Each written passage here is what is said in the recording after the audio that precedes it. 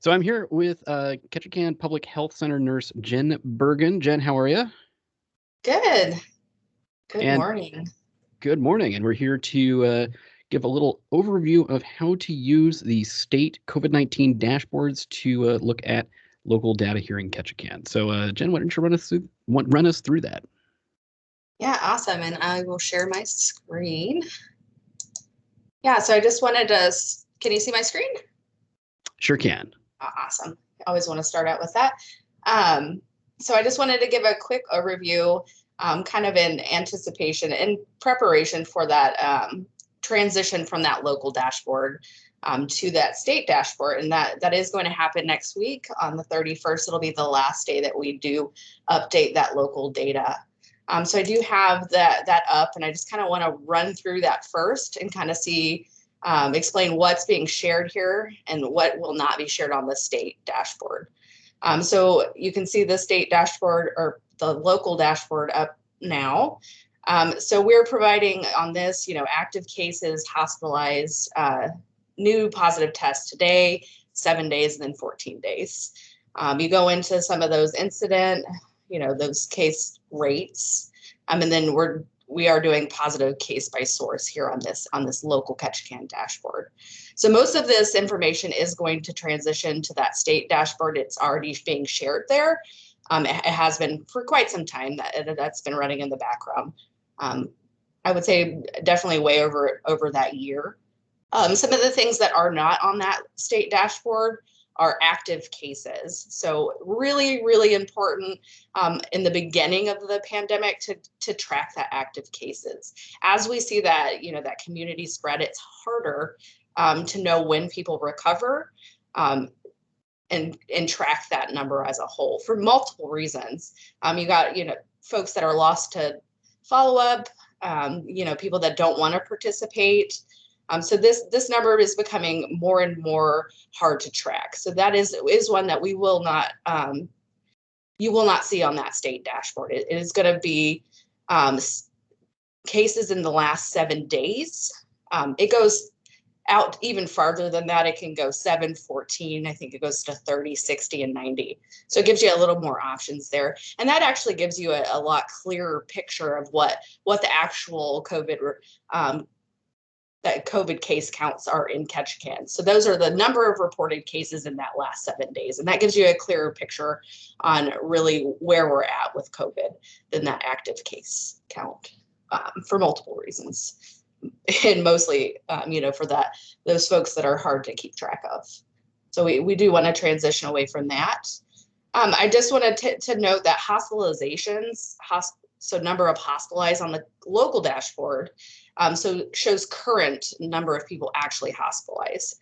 That is from the Peace Health Medical Center dashboard data that we do communicate with them pretty frequently. Their dashboard is a lot more accurate and timely updated. Rightly so, it is their data, their patients hospitalized. So that is going to continue, and that is definitely where you get the most up-to-date information is that Peace Health Medical Center. And you'll see that link down here on the bottom. And that will continue after this transition. The state does have hospitalized. It definitely is not as accurate as that Peace Health Medical Center one. For one, it's not current people actually hospitalized. It's counting how many people in general were hospitalized. So it doesn't continue to monitor if they're still in the hospital. It just reports like this person was hospitalized on this date. So definitely that Peace Health Medical Center one is a lot more accurate. So state dashboard, then it's not a way to track hospital capacity as much as it is a way to track the number of people who have been sick enough to have been admitted to the hospital. Exactly. So hospital capacity is definitely being monitored at that local level still and will continue. So that Peace Health Medical dashboard is really useful. So the other thing that you won't see on that state dashboard that we do put here on the local dashboard is positive cases by source. So that's was it a community spread case? Was it travel, close contact, those kind of cases? This was extremely helpful in the beginning of the pandemic when we had manageable case counts. This is being harder and harder to track. as you see communities spread. We've been high alert levels since I believe August. It's harder to track at this point. And at this point, it's like, is this very useful? It is when it's harder to track, if that makes sense. And you can see. And sorry, I've noticed over the past several weeks, we're speaking in late January, that there has been a lot that are under investigation. We've heard from state officials that the public health nurses are sort of triaging contact tracing, so it's less useful to tell, whether some the positive cases by source breakout is less useful because there's simply less contact tracing as a fraction of the total cases that come in. Is that right? That is correct. And we'll see that even more so as we transition away from that broad-based contact tracing. And even on here, you can see on the local dashboard, most of them are under investigation. So you're seeing very little actually connected to some type of source. So that will transition. That will not transition to the state dashboard. We still on the background will notice if there's some kind of cluster, meaning for some reason there is an outbreak locally at, say, a food processor or a school or a congregate setting. Public health will still be aware of that. It just won't be posted on the dashboard. So that's kind of the overview of the local dashboard. Sorry, go ahead. Oh, I was just going to say, so you guys are still tracking this kind of stuff in the background, but only in certain situations, and for that reason, it's not publicly available. Absolutely. So the COVID-19 is still a reportable disease even after the local dashboard transitions to the state, and then more so, when we transition away from broad-based contact tracing, we'll still know case counts and we'll still know what's going on locally, and that's kind of happening in the background. All right, so let's talk about how to access some of that data on the state dashboard. Yeah, so I want to talk about a couple of ways to access it. Folks do access things differently. You might not remember that website off the top of your head. So obviously here, if you're used to coming to the Ketchikan dashboard, it is on the bottom. It has lots of different state dashboards. Most of this information that's being posted here is going to be under this cases dashboard, and that takes you right to that link, right to that state website. However, I hardly ever go that route myself. So I usually go to COVID-19.alaska.gov. And that goes up to that state page that has all kinds of COVID information, really useful for multiple reasons. You want to find a vaccine appointment. You want to know case counts. You want to know vaccine data. That's all in here. But the dashboard itself is highlighted down at the bottom. And of course, when you're seeing it on the state website, it always starts out at the state level. It's not broken down to anything specific, not region, not census area. It is the state level. So as you see here, it's cases we've seen since the beginning, new resident cases, all that. It's all statewide. So if you really want to get into that local data set, you're going to want to go to the bottom of your dashboard and click. So you actually open up the dashboard itself. Another way that you could access this, lots of people do it this way, is all you have to do is Google the state of Alaska and go to their page. And as soon as you get onto their main page, it'll be a huge bulletin that says COVID-19 information here. A lot of folks go that route.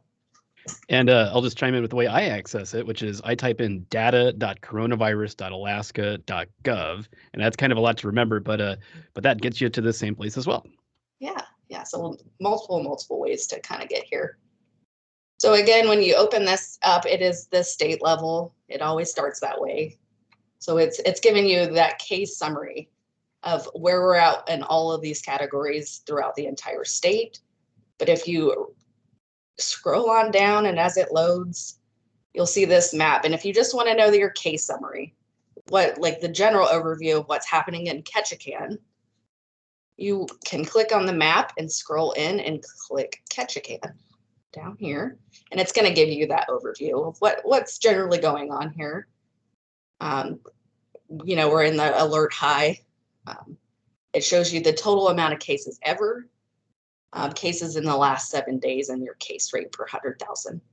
So that's all that you want to know. That this is a nice overview. So a quick question on that. If I remember correctly, the local dashboard said there had been 360 cases in the last 7 days. This one says there are 348. That's not a huge difference, but can you sort of explain why that difference exists? Yeah, for sure. So that difference does exist because there is a little bit of a lag between, cases reported locally versus cases reported to the state. So we do have a great relationship in town with all of our testing partners. They do send all of the reports here locally, but they also send it to the state, and it just takes a little more time to get into that state database. Got it. And another thing to note is that none of these numbers will include at-home antigen test results. So if you use an at-home test kit, even if you call the state, that data is not included on this dashboard, right? And that is correct, yeah. So no at-home antigen test on here, only confirmed cases. And to keep it in mind too, even with the difference between the local and the state, even with the local data, there is sometimes a lag with reporting. Most of the testing partners here are great with reporting in a timely manner, but sometimes you have unforeseen circumstances, like your entire staff was out with COVID, or it just depends. Sometimes there is a delayed report. So it's not always, cases that we report today happen today. So it's maybe not a perfect encapsulation of every single COVID case that was reported today, but it is pretty useful for determining trends and just telling whether there's a high amount or a low amount of COVID in the community. Exactly. Yeah. So that's the case summary tab. So if you're really wanting to know a little bit more about that, you don't want that general overview. Most of the information that's on that local dashboard is under cases, deaths, and hospitalization tab. So you go ahead and click on that.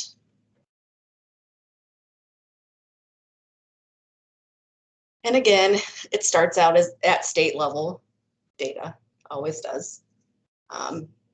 Cases on the right-hand side, hospitalizations, deaths. We really want to know Ketchikan specific. So over here on the left-hand side, you have some parameters you can set. So you can really look at all kinds of different trends and dates and things like that. So on that left-hand side, if you're really wanting to know all of the cases, you're going to want to go to all for both state, select occurrence, select residents. That's going to show you everyone. The other thing is cases by onset date versus report date. So the dashboard locally is report date, and that means the date that they were actually told to us. Okay, and you'll see that is a difference when we go down to when we're actually looking at cases by day versus cases by week. It differs very greatly on onset versus report date, and I'll show you what I mean in just a second. So down at select borough census area, you're going to scroll down to Ketchikan. And this is all dates so ever recorded since the beginning of the dashboard or beginning of the pandemic. So you see that we're at roughly 3,100 cases over the entire span of the pandemic. Again, hospitalizations, not a super accurate number for multiple reasons. It's harder to track at that state level, but also keep in mind folks that are really sick and need to seek emergent care are not always admitted here locally. So if they only make it to the emergency room and then they're medevaced out, they don't count as in the last hospitalization. Oh, that's interesting. I did not know that. Yeah. So they never made it in the facility, so that they were medevaced out, so they were hospitalized somewhere else. And then the death rate, the death case count is harder to track on that, day to week range, because we do wait for formal death reviews before those are counted. So that one is not, reported that frequently. Right. Got it. Yeah, it's not so. Yeah, I guess so. I've looked at this site in the past, and it's shown, deaths down there at the bottom. And do you know what's going on? Like, has that been removed from the state website, or? No, it has not. So if we was on there this morning. I'm pulling it up on mine as well, and it's Hold on. Huh. It was on there this morning. We're at 18, so it must be something that I have clicked.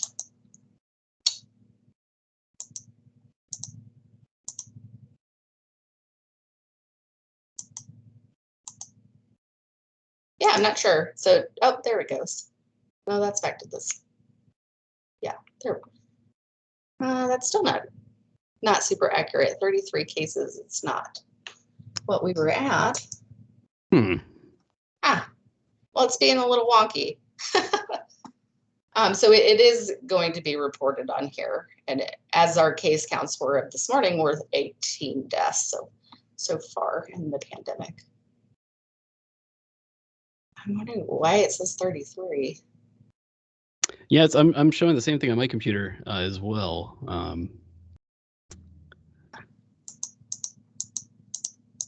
And if you look at those individual data points, it seems to show that 101,000 people died each month, which obviously is incorrect. Right. I don't know if maybe it is an update day. They're due to update it, and maybe they're having some issues. I'm not sure.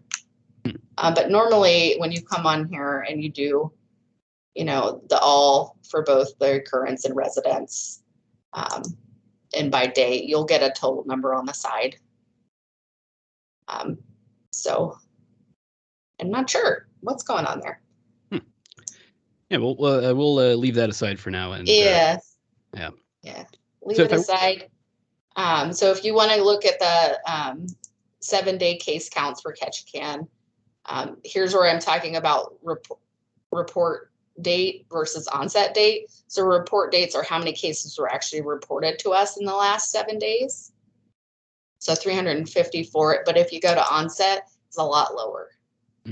So that the several reasons for that, onset would have to have been in the last 7 days. And we don't always see that for multiple reasons. So one, there is sometimes delayed reporting with testing providers. So they might, report today, but they collected 3 days ago. That counts obviously in the 7 days, but it starts dropping off after that 7-day mark. So it's lower. But the biggest reason for onset date being a lot lower is people don't always test right away. So you get a runny nose. You're like, hey, I don't know, maybe I'm getting sick, maybe I'm not. And you test 3 days later. There's by the time that you test positive and it gets reported to us, it could be outside of that 7-day window. And that would be why it's lower. So the local dashboard really does report on report date. So that is the number you really want to know in the last 7 days. This is how many people actually reported to us. Does that mean that they're still active? No. And that's another reason we're not going to be tracking that active cases, is that's not super useful and it's hard to manage. If that makes sense. Got it. Yeah. So if I wanted to find the number of new cases on a particular day, can I just mouse over, say, January 25th, January 24th, and see how many cases were reported on each particular day? Is there a way to say, how many new cases in Ketchikan there have been since the last update?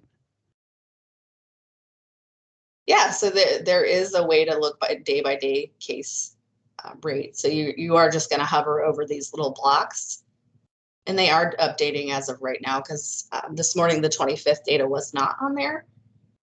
So the 25th shows 25, the 21st says 100. So you just have to look and hover over each of these days. Got it. Yeah. So you also can select down here, say you want to say longer period of times. I want to know over the last 14 days versus the last 30 days versus the last 90 days. And you really can just look, what's been going on over that time period. So it just depends on what you're looking for, what information. And that's it for more specific information. There are other tabs on here like demographics, that looks at state level demographics, not just Ketchikan. And then you can go in to look at testing, COVID variants, and some modeling, meaning what do we anticipate in our current situation for the COVID case counts to kind of look like if they continue at the same rate. Gotcha. And I understand that modeling is generally at the state level. Correct me if I'm wrong, but my understanding is that as you try to localize it, you end up maybe too few data points, and the modeling is not quite as useful. Yeah, that's exactly right. It's not at that state level for that reason. You have to have a certain sample size to make it relevant. Got it. Yeah, so that is done at that state level. So are there any other features of the state dashboard that people who are looking for a replacement for the local dashboard should be aware of? I do want to highlight one more thing, and it's not on the dashboard, but it is information that we used to track on that local dashboard that was taken off some time ago. And that's that vaccine breakthrough information. A lot of folks still want to know that. So that is done on a weekly report. It's not really a dashboard, but it is done weekly, and it does break down. The vaccine breakthrough does not break down per region or census area, but it does go into case rates that break down that specific. So that's back onto that main webpage, that COVID-19.alaska.gov, and it'll be down here, and it'll be weekly updates.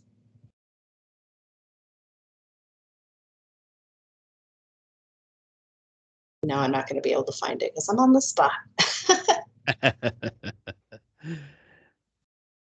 Right here. So under protect your health, so weekly case updates.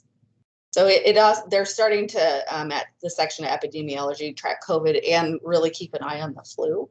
It's still something that we see every year, is that flu is really a serious illness, and we also monitor that. I think that they're starting to want to put that more out there, like we are actually tracking this along with COVID.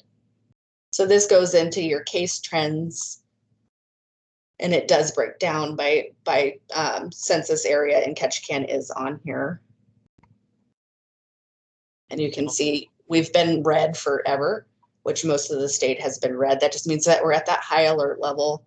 And then our case rates have, it significantly increased every week. And we're at, 217. Got it. But it also goes down into, it looks at hospital capacity here on a weekly basis, depending on where you are in the region. It doesn't go back down to Ketchikan specifically, but down to Southeast. And then this is really the most questions we get asked is about this vaccine breakthrough data. This is at that state level for that same reason. Once you get a small enough sample size, it becomes not statistically relevant anymore. You have to have a large sample size to see that accurate picture. So that sorry, go ahead. That chart you're showing right there shows the comparison of people who tested positive, whether they're unvaccinated, whether they're completed primary series but not up to date, which I would take to mean 2 doses but not a booster, and then the green bar is vaccination up to date, which I take to mean a booster plus the 2 doses as well. Correct. Yeah.